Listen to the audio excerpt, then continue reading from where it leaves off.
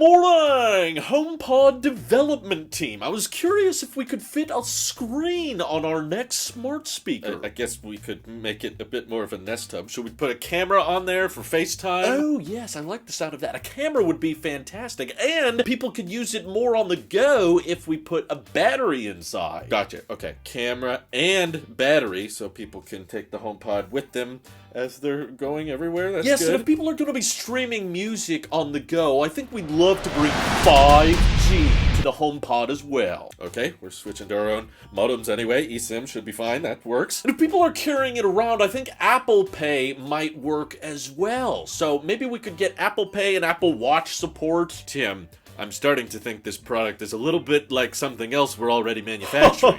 Yes, I can tell you see the symmetry between our products. That's why I'm so excited to tell you today for my plan to combine the iPhone and the HomePod. I don't know, Tim. What would we even call that? It's very simple. We call it the phone. Spielberg might own the rights to that one, but it might just be crazy enough to work. Glenn, I'm just telling you to make the speakers on the iPhone 15 sound better. Can you get all that? Yep, got it. Dolby, Atmos. You're good. Ugh, I have to do everything around here.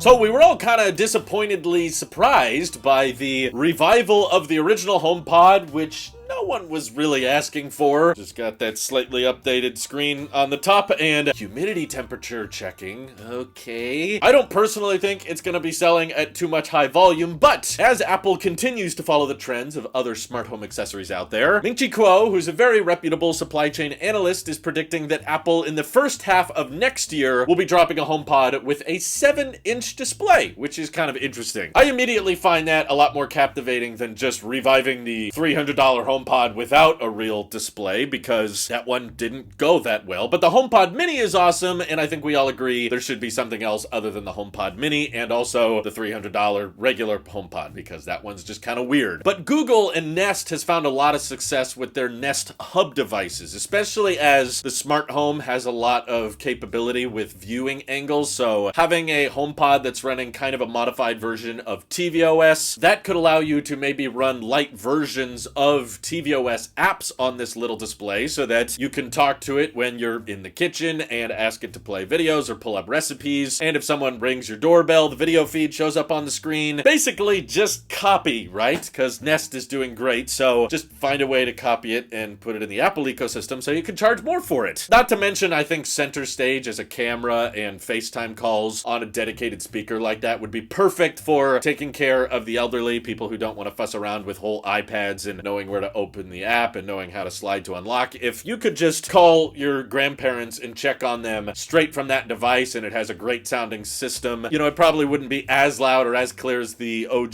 beefy $300 HomePod, but it could sound probably on par, maybe a little bit better than the HomePod Mini. And the reason I like the 7-inch screen size rumor is that doesn't sound like big enough that it would be crazy pricey. Like, I really hope they're not doing a HomePod View or HomePod C or whatever they want to call it that costs like $400 or $500, because I just think the smart speaker market doesn't justify prices that high. Google tried to do it, Amazon tried to do it, and pretty much the market has spoken in that $50 to $100 smart speakers are fine, but if you want to go over $100, you need to have something with a screen that can do a little bit more, kind of turn into a advanced smart alarm clock for a lot of you Apple sheep out there, because Apple Watch nightstand mode just ain't cutting it anymore. So 7 inches points to the idea that this will be a pretty small display, and that supports the idea that it should be more affordable. My sweet spot would be somewhere around $200, maybe $250, and if we're lucky, $150. You know, that's kind of the ballpark I was hoping for, but the affordability aspect should be a bigger emphasis, because Kuo is saying that Apple wants to start with this 7-inch display on the HomePod from a new display supplier that goes by the name of Tianma. I apologize for probably butchering that, but apparently Apple hasn't used displays from them in the past, so they're kind of like trying to experiment with them as a potential rival for some of their other display manufacturers, whether that be Samsung, LG, or BOE. Apple wants more competition in their supply chain, so they're going to try out Tianma on this lower end product. So that means it's probably not going to be a OLED display. It's probably not going to be super bright. Heck, it might not even be laminated, but the point is just to be a decent, additional smart display that can show a little bit more information, like the weather, or do a little basic FaceTime call, and the center stage camera can track you around. Maybe put your Apple Music Sing lyrics on there, which of course we all want to do in the kitchen, and just kind of cover the basic smart home stuff. And if that goes well and the launch of it is pretty successful, then they might start using this display supplier for other iPads in the future. So it's kind of an interesting report seeing the display supply chain ladder that these companies have to live up to. Okay, you start with our crappy HomePod, then maybe if you're good, we'll let you do the iPad 10 or iPad 11, and then maybe after that, we'll consider letting you do an iPhone of some kind. But once again, because it's a new display supplier, it points to the idea that they're prioritizing affordability with this device, which I think is a good idea. And in my view, it's pretty much the only other direction smart speakers can go in. But thankfully, I don't think Apple's actually planning on releasing a HomePod with a battery pack, which those can be handy, but I'm sorry, I've just run into too many strangers in my personal life that think it's fun for them to walk around in public blasting the music on their Bluetooth speaker because they don't feel like wearing headphones, and it just kind of disrupts the piece a bit. So they're kind of cool when used appropriately, but I think they're abused way too much. So that's probably why Apple's not doing it, but having a dedicated home hub, or whatever you want to call it, I think is a more interesting direction to go in, and knowing that it's emphasizing the affordability, that's a good sign too. So what do you guys think? What's the maximum you would pay for a HomePod with a dedicated display? I think it honestly has to prioritize that lower pricing. Otherwise, it's just going to be easier and cheaper for people to buy like an iPad 9 and a HomePod mini. And now you've got like a 10-inch display and a decent speaker for $400. So if they're able to get it to $200 or something around there, then I think you could justify it because it's cheaper than buying an iPad and HomePod mini separately. Plus, it'll run something that's not iPadOS, thank God, or iOS. But now I'm realizing it's probably going to have white bezels. So I hate this product already. Let me know what your thought process is down in the comments below. And thank you to everybody supporting this channel directly. Helps us out a ton, as does just watching these videos. So thanks again. This is your Apple Sheep here, and I'll see you all in the next one.